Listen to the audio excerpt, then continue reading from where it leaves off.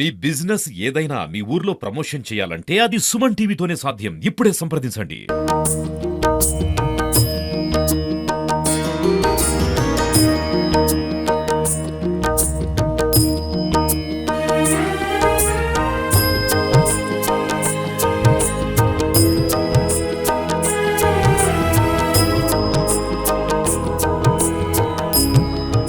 వేయి స్తంభాల ఆలయానికి కూడా వచ్చేసామండి మేము.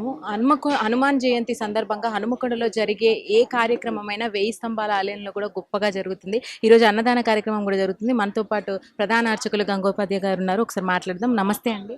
స్వామి, ఎలా జరుగుతున్నాయి ఈరోజు కార్యక్రమాలు? ఈరోజు ఉదయం 5 గంటల నుంచే శివాంశ సంభూతుడైనటువంటి ఆంజనేయ స్వామి యొక్క జయంత్యోత్సవాలు మహావైభవంగా నిర్వర్తించుకుంటున్నాము.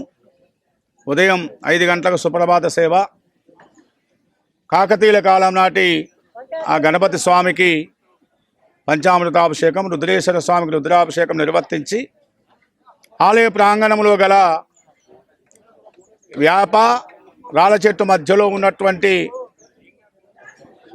మహాన్వితుడైనటువంటి ఆ ప్రసన్నాంజనేయ స్వామికి జయంత్యుత్సవ కార్యక్రమాన్ని ఆలయ అర్చకులతో ప్రారంభించడం జరిగింది. ముందుగా గణపతి ఆరాధన, పుణ్యావాచనం, అంకురారోపణానంతరం ఆంజనేయ స్వామికి అభిషేకం, పంచామృతాభిషేకం, జలనీలాభిషేకం, సుగంధ పరిమళ ద్రవ్యాలతోని మంజసూక్తంగా స్వామివారికి అభిషేకం నిర్వర్తించడం జరిగింది. తదనంతరం లోక కళ్యాణార్థం గణపతి నవగ్రహ రుద్రహోమాదులు, మంజసూక్త హోమాదులు, పంచసూక్త హోమాదులు కూడా నిర్వర్తించడం జరిగింది. భక్తులందరూ కూడా సుభిక్షంగా ఉండాలి, ఆయురారోగ్యాలతో ఉండాలి అని చెప్పేసి ప్రత్యేకంగా హోమాది కార్యక్రమాలు నిర్వర్తించి పూర్ణాహుతి కార్యక్రమానంతరం పంచముఖ ఆంజనేయ స్వామికి ప్రముఖ దాతలైనటువంటి భారతభూషణ్ గారు, అదేవిధంగా సిఎంఆర్ అధినేత వెంకటరమణ గారి సౌజన్యంతో మహాన్నదాన కార్యక్రమాలు, అదేవిధంగా ఈ కార్యక్రమంలో ముఖ్య అతిథిగా గట్టు మహేష్ బాబు గారు, ఆర్యవైశ్య మహాసభ రాష్ట్ర ఉపాధ్యక్షులు పాల్గొన్నారు.